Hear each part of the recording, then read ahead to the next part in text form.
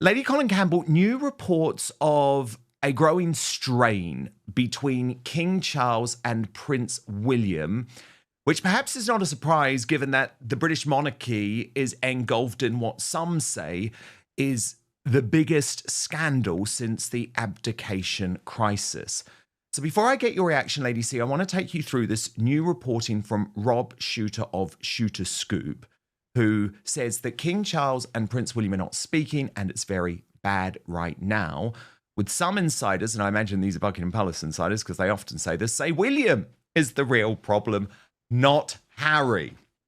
So here's the reporting. Sources tell Naughty But Nice that the king and his heir are not talking at all, and tensions are said to be worse than they've been in years. Yes, this has happened before, and yes, they will eventually make up, but insiders are clear this rupture is serious.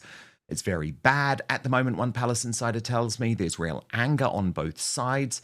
The latest tell, William's very loud absence from Charles's Windsor Castle film premiere, a personal passion project for the king. Attending would have instantly shut down rumours William didn't show, message received. That wasn't a scheduling issue, a source insists that was a statement. And here's the part no one likes to say out loud. Insiders claim Charles actually has more trouble with William than he ever did with Harry. Harry is emotional, reactive, and predictable. One courtier explains, William is controlled, strategic, and stubborn. That's much harder. Harry, sources say, is easy to manage because he's already gone. William, however, is the future. William will be king, an insider notes, and he knows that changes the power dynamic completely. Those close to Charles say the king feels undermined and iced out, while William believes he's protecting his own authority and legacy. They clash because they're too similar. Another source adds, both believe they're right, neither backs down easily. So yes, they'll reconcile, they always do, but don't mistake that for harmony. Right now, the monarchy's most fragile relationship isn't father and spare, it's father and future king. Now, Lady C, of course, the situation at the moment is very tense. We know there's a lot of pressure on both father and son. And I think it is fair to say that William has advocated for a tougher approach when it comes to the way to deal with Andrew and to deal with Prince Harry. Charles may have been a bit more emotional, a little bit more guided by this concept of forgiveness. And I do understand that this must have been incredibly difficult to comprehend when you're also having to think about, my God, am I even going to get through this chemotherapy? And am I even going to survive? And of course, he is still undergoing treatment for cancer right now, even though it has been reduced. So everything I say, I caveat with that. But Lady C, William was right, wasn't he? I mean, when it came to Andrew, Charles just had to U-turn and go harder 2 weeks later. And when it comes to Harry and Meghan and those two children who remain in the line of succession and retain their titles, that is a future bomb waiting to explode. William will be able to explode that bomb quite effectively. And I look forward to it. I'm actually putting down my fold-up chair on the ringside so that I can get a ringside seat for when that happens. But, I mean, the fact of the matter is that the comment that Charles and William are in some ways very similar in terms of characters, inflexibility, stubbornness, etc. I think that is a fair assessment. But, you know, the idea that they are adversaries or enemies, which I know is what a lot of the media would love to believe, is actually not so. I mean, they are both volatile personalities, and they are both very strong-minded, and neither of them feels the need to restrain himself in articulating his point of view. But that does not mean that they are at daggers drawn at all times, or that indeed, just because they're shouting down the phone at each other, that they are on opposing sides of the team. They are very clear about the fact that they are on the same side of the team. The fact that Charles takes a somewhat different view from William namby-pamby, William, I think, would regard it as being. And William takes a point of view that Charles would think is needlessly harsh. It's inevitable with any heir Yes. and the monarch. Queen Elizabeth II and Charles did not agree on many things. In fact, they disagreed on many, many things, more than people realize. But in the last years of her reign, she incorporated Charles and lived with the friction that that incorporation caused. And she lived with it respectfully, and I So, don't so want are to you say saying it's happily. really a reality of hereditary monarchy? Like this was almost inevitable? Yes, Got it. yes, yes, exactly, exactly, exactly. And I mean, I think there's so much more that's actually going on that is of genuine interest and genuinely elucidates upon the realities of what's going on. For instance, Prince Edward's comment, as to who exactly are the victims, because there is little doubt in many people's minds that Jeffrey Epstein was little better than a monster. I mean, I've been saying it all along, because he tried to steal Dima's godmother's flat from under her in the early 80s. And so we've always known Jeffrey about him. Epstein did. Yeah, yeah. God. Her Belgravia flat. I mean, the guy was a total. See, he was so awful. It's Yeah. unbelievable. But he had charm. He was very generous. He was able to buy a lot of Yeah. people. He had the money. And people didn't. And a lot of the sexual misdemeanors that we are now finding out about were not known at the time. And when he was charged, he managed to cut the most fantastic sweetheart deal with the Palm Beach authorities, so that he was validly able to say, "Oh, it was all really a mistake. I was buying prostitutes, and one or two of them faked in as being, and I didn't realize they were underage." And that's why he was able to get away to the extent that he did, even after he went to prison. Yeah, Lady This is C, all I, a I matter want of to, you mentioned Edward, this moment earlier in the week where he was yeah. ambushed on stage by a journalist from CNN. There has been some consternation about his answer and whether he was actually suggesting that the victims of Epstein could be, for example, his brother. Just watch the interaction. I'll get your response after. Important because it's been dominating headlines. We all know the last few days have been very interesting, very difficult, and I'm sure for you, sir, as well.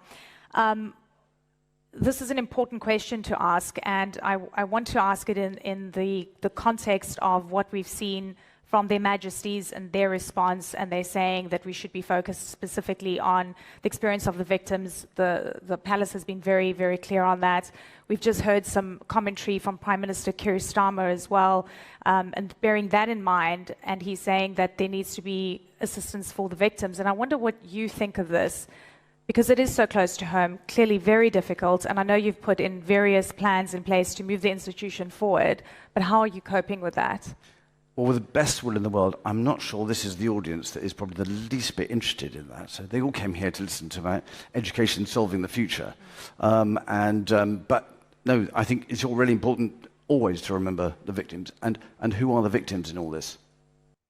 And Lady C, Tom Sykes, for example, saying that was very inartful. Who are the victims and all of that? Do you agree with that criticism? I agree with Prince Edward. Sorry. I agree with Prince Edward. And I happen to know Prince Edward, and I happen to like Prince Edward. And Prince Edward is a very sound and sensible person. And Prince Edward is a very moral and decent person. Prince Edward was nurtured by his father to become the Duke of Edinburgh and take over the Duke of Edinburgh's award scheme, which was one of Prince Philip's great legacies. And it has done good for, I think, several million people in the decades since it was founded. So let's not act as if Prince Edward is some flaky little creature. And Prince Edward's point is an absolutely valid one. Andrew, by Virginia Giuffre's own account, did not know that she was there to service him. She was paid by her own account $15,000 by Epstein to claim to have serviced him. Andrew has always said nothing happened. And Andrew Loney's book, as I pointed out to him, suggests that her story was inaccurate and Andrew's story was accurate, because in Andrew Loney's book, he has Andrew returning to Buckingham Palace. Well, according to Virginia Giuffre's account, she went back to Kinnerton Street and spent the night and they were doing it in the bath, blah, blah, blah, blah, blah. But all of that is by the by. The fact of the matter is there's nothing illegal in this country in a 40-year-old bachelor going to bed with a 17-year-old girl, whether she is being paid for it or not. And he was not paying for it. So he knew nothing about this. And there is an Andrew, and I know things that I can't say publicly, which have always allowed me to say that I have grave doubts that Virginia Giuffre's story was ever accurate. And the way I have put it is, Andrew's tastes have never run in that direction. And we're going to leave it at that. But Prince Edward obviously knows his brother far better than I do, because I'm not a friend of Prince Andrew. I've only met him very occasionally over the years and very briefly. And I don't particularly like him, and never did. But I think he has been victimized. I don't think Sarah has been victimized. I think Sarah is a crass opportunist, and she is being revealed for what she is. And I think she has exploited her connection with Andrew and with their daughters. And I think it's very sad, and I would hope the girls won't hold it against her, because she is in many ways a very damaged individual as a result of having been abandoned by her mother when she was relatively young. And so we need to be at least somewhat compassionate, just as how we should be compassionate of Virginia Giuffre, because well, of course, due process also needs to take place. But this week, the Thames Valley Police said that it was now assessing information in line with established procedures. This is about a new accusation, Lady C, which isn't related to Virginia Giuffre. It relates to an encounter that occurred at Royal Lodge in 2010, and a woman who was not British but was in her 20s. But again, this would be something connected to sex trafficking. But I think, obviously, that has to play out. Dan, let me cut you right there. The use of this word sex trafficking that the mainstream media have been abusing. Somebody who is sex trafficked doesn't independently get on a plane of their own free will and go to a foreign country and get paid for it. That's called responsible prostitution. I have nothing against honest prostitutes. Prostitution is the oldest profession on earth. And as long as it's fair exchange, that's fine. And there is absolutely no way that any 26-year-old could have ended up at Royal Lodge with anybody that they would have had to go through all the security to get there. There is no way they could have been going unwillingly.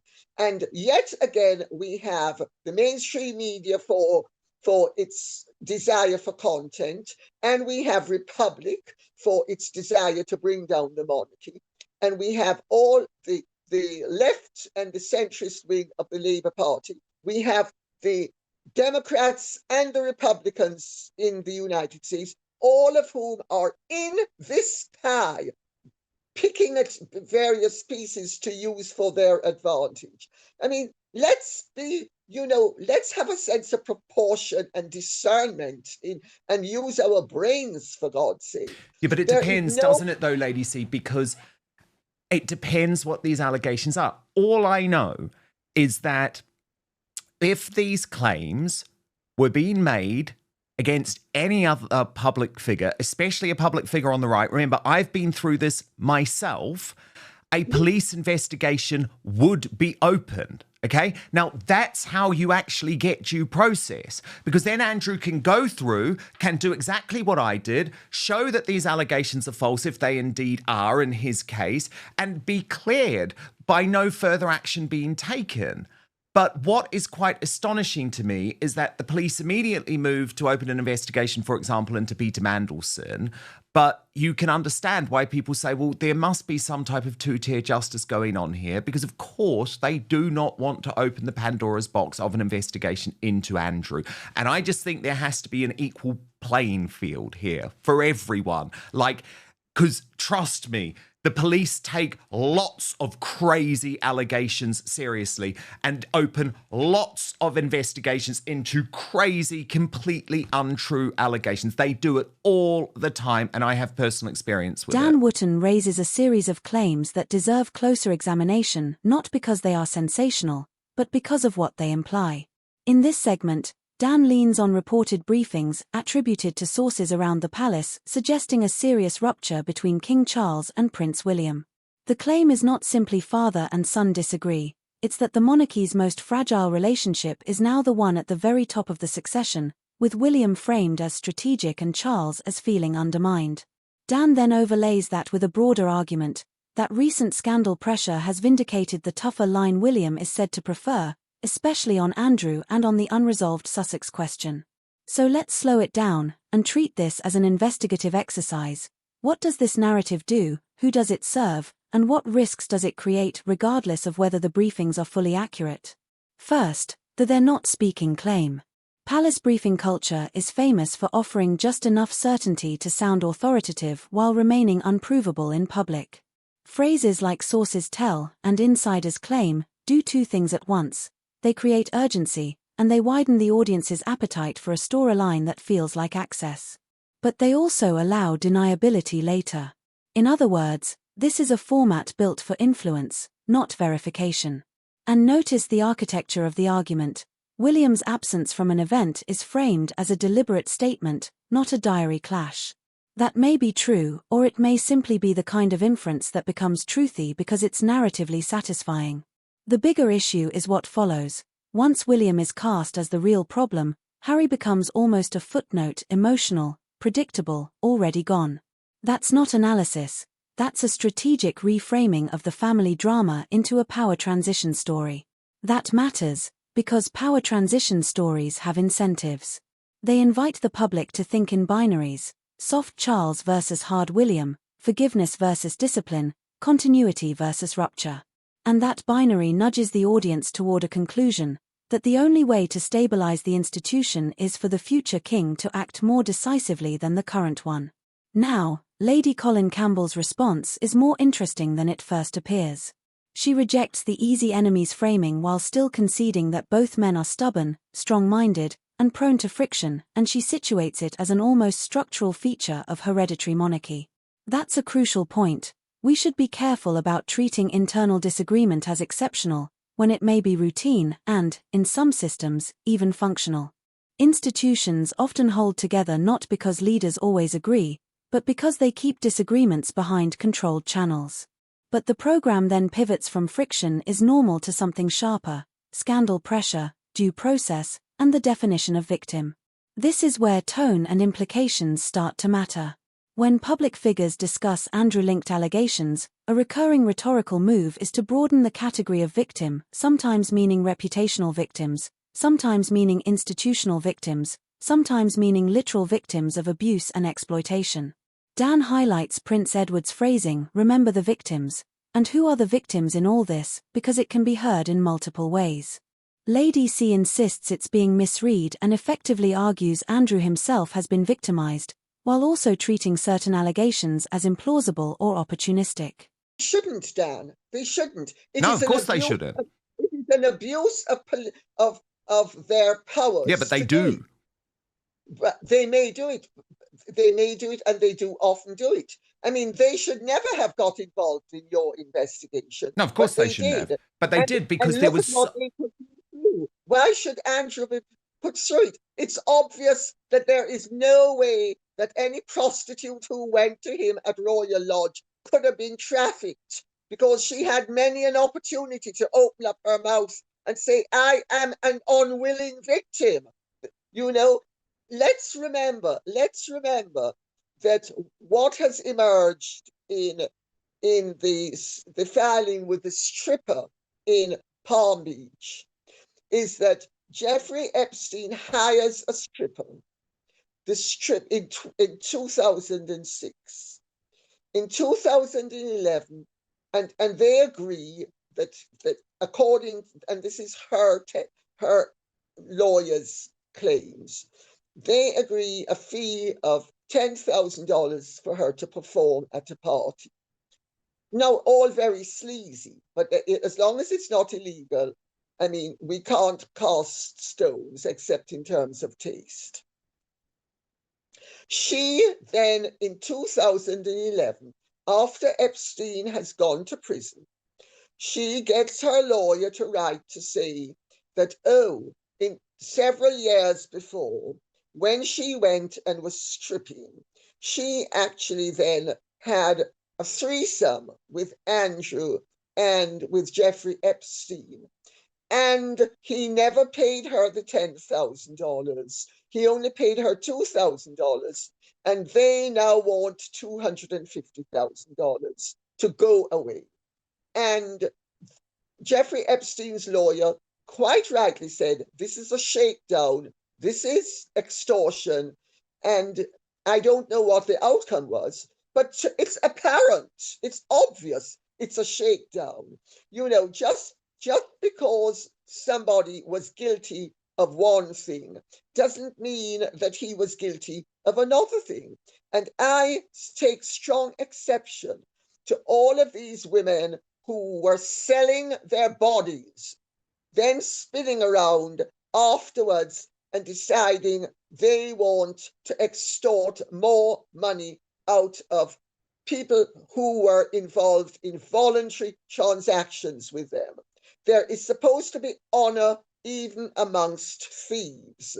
And I am absolutely appalled that in this whole situation, that so many people have lost their moral compass, including Amanda Platel, trying to recommend that those York girls should end up disavowing their parents. I mean, what world are we living in? Is this Iran?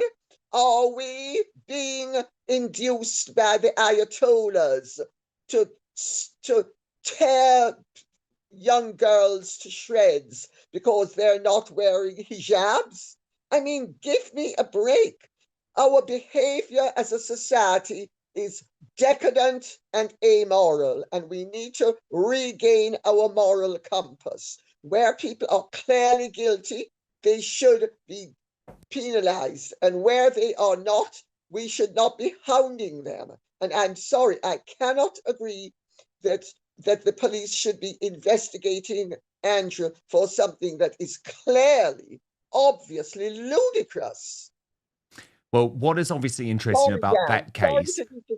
Well, no, I'm more than happy to have the disagreement. What is interesting in that case is that the woman is in her 20s. So there is no question of anything underage. And it remains unclear to me, and it was the BBC that first broke this, exactly what crime in the United Kingdom is being alleged. But all I'm saying is that this is the problem with the police's position on this, that they jump so often to get on a bandwagon. Oh, the press are going mad about something. Oh, there's some witch hunt against someone, so we're going to get them. We're going to get the pitchforks out. We're going to launch an investigation. Honestly, there's so many examples I could talk about myself, Rupert Lowe. I mean, it goes on and on and on. And often they are a total waste of police time. Yet every single time any allegations about Andrew have been raised, there does seem to be a different standard where the investigation does not even begin. And that's where people lose faith in the police and lose faith in our entire system. Sorry to disagree. And I am going to disagree from the point of view of, I don't know if you remember, but some years ago, it was all over the Mail, always the Mail. Some girl who came to rave here accused somebody of raping her. And the police actually had the unmitigated gall, and I ticked them off over it, for commending her in the newspapers for having come forward, even though it was obvious she was lying through her back teeth. And it is obvious that the reason why the police don't need to investigate certain things with Andrew is he has always had police protection. He has always been surrounded by the police. They already know that there is nothing there. And I therefore think, why should the police pander to us? The police should not have been investigating you. They shouldn't have been. Well, they needed to investigate the accusation of rape at the rave here because the girl did it. But they certainly had no right to commend her in the newspapers for coming forward. And when it was obvious she was lying, and I pointed it out to them that she had to be lying and told them why she was lying. So well, the whole system is wrong here. Because, I mean, I'm actually a supporter of an organization called FAIR, which was set up by Paul Gambaccini and Cliff Richard and backed by people like my friends Christine and Neil Hamilton, effectively high-profile individuals who have been falsely accused of crimes, yet those crimes are weaponized and used by either the mainstream media or a particular political party or someone with an axe to grind to destroy them. And what the idea behind FAIR is that no one should actually be named on the basis of an accusation that could be false.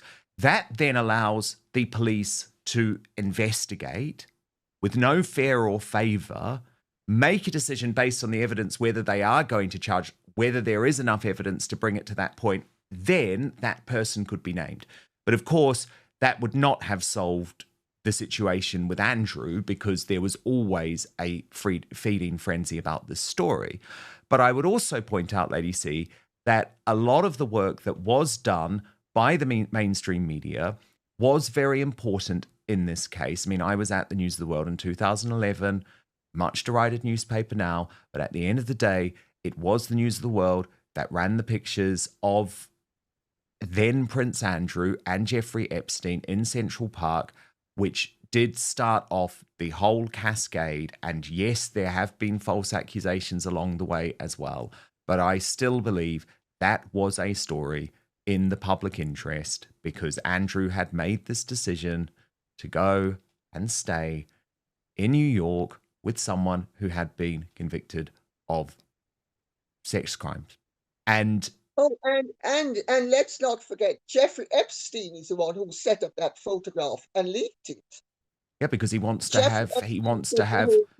I mean, look, it's like catch and kill, isn't it? He wants to have everyone set up and connected to him. But in saying all of that, it still does remain very appalling, of course, that it is only British people who seem to take the fall for associations with Jeffrey Epstein, although we do learn this week that Bill Clinton and Hillary Clinton will be testifying now in the US Congress. Potentially that's going to be a historic moment. Bill Gates' wife, Melinda, speaking out against him.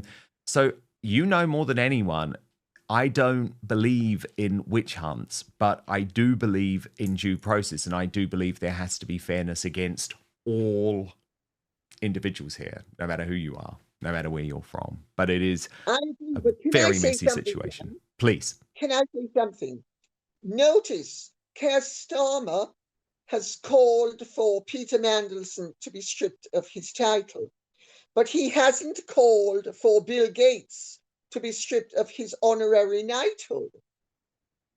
Very telling. That's very telling. All of this is very prejudicial. You know, all these participants are using the daggers that suit them to bring down their adversaries or further their political aims. But they're not doing it on the ethical or legal or moral grounds, because there's no even-handedness. If Keir Starmer is calling for and he's calling for the law to be changed so that Mandelson will be stripped of his title, but he's not calling for Bill Gates to be stripped of his knighthood, and you don't need a change of law to be stripped of your knighthood. You only need a serious accusation. And Melinda Gates has made it absolutely clear that she basically believes in all of the serious accusations against Bill Gates.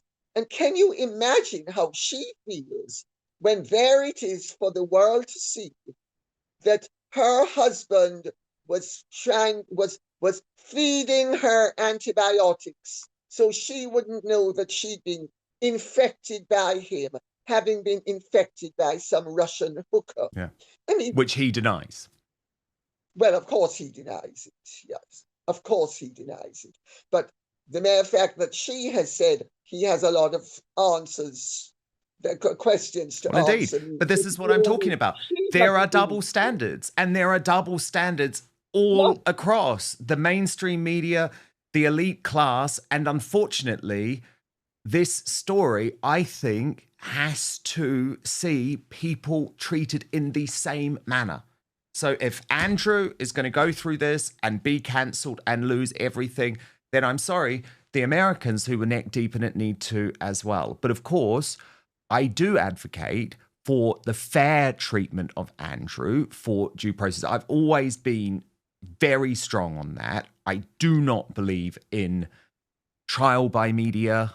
I do not believe in cancellation by accusation. But at the same time, I see the other side, which is, well, other people are being treated in a much heavier-handed way because they're not royal. Anyway, Lady C, we'll obviously continue this debate. I know you will continue this discussion on your incredible Lady Colin Campbell YouTube channel, and we will speak very soon. Lady Colin Campbell, thank you so much. Here, a calm response has to make two distinctions. 1. Due process is not the same as disbelief. It is entirely coherent to say, allegations should be tested properly, evidence matters, and media should not convict by headline, while also acknowledging that certain associations and decisions can be profoundly damaging even without a criminal conviction. Those are different standards: legal, ethical, institutional. 2. The language used to describe exploitation matters. Lady C challenges the use of sex trafficking and argues that adult movement and payment implies consent. But consent in exploitative systems is not always as clean as a plane ticket and a fee. Coercion can be financial, relational, or situational, especially where gatekeepers, pressure, or dependence exist. That doesn't prove any specific allegation, but it does mean we should avoid flattening complex realities into voluntary transaction versus kidnapping. Those categories are not always sufficient to describe how exploitation operates. Dan's counterargument is framed around perceived inconsistency. Why do police open investigations rapidly in other cases, yet appear slower or more cautious here? Even as a general question, without asserting what police have or haven't done, it raises a legitimate institutional concern. Public confidence collapses when people believe rules are applied differently to the powerful. And that, ultimately, is the monarchy's real vulnerability, not one scandal alone, but the cumulative impression that status insulates. And notice the broader implication Dan draws near the end. If British figures suffer consequences for Epstein associations, then American elites should face comparable scrutiny. That may resonate emotionally, but it can also become a distraction. The existence of hypocrisy elsewhere does not resolve the question at home, it just widens the target list. Investigations don't become fair by becoming universal vendettas. They become fair by being evidence-led, consistent, and transparent about process. So what are the consequences of the story Dan is telling? If audiences accept the frame that Charles is protective and William is corrective, it increases pressure on the institution to deliver visible corrections, stronger statements, sharper distancing, clearer cooperation language. That may be good for accountability. But it also risks turning constitutional restraint into perceived weakness, and turning discretion into suspicion. And at the same time, a public feud narrative, whether accurate or not, can harden expectations that William must publicly differentiate himself from his father to preserve legitimacy. That's a dangerous demand to normalize, because it makes monarchy look like factional politics. The most responsible conclusion is this: internal friction may be normal, and scandal management requires both restraint and clarity. But the public deserves a system where the appearance of special treatment is addressed proactively, not through slogans, not through insinuation, but through consistent principles: independence of police, respect for due process, and a clear separation between institutional duty and private protection. If Dan's segment implies anything worth taking seriously, it's that the institution is now being judged less by ceremony, and more by whether it looks like one rule for everyone. That is the real test for Charles today, and for William tomorrow.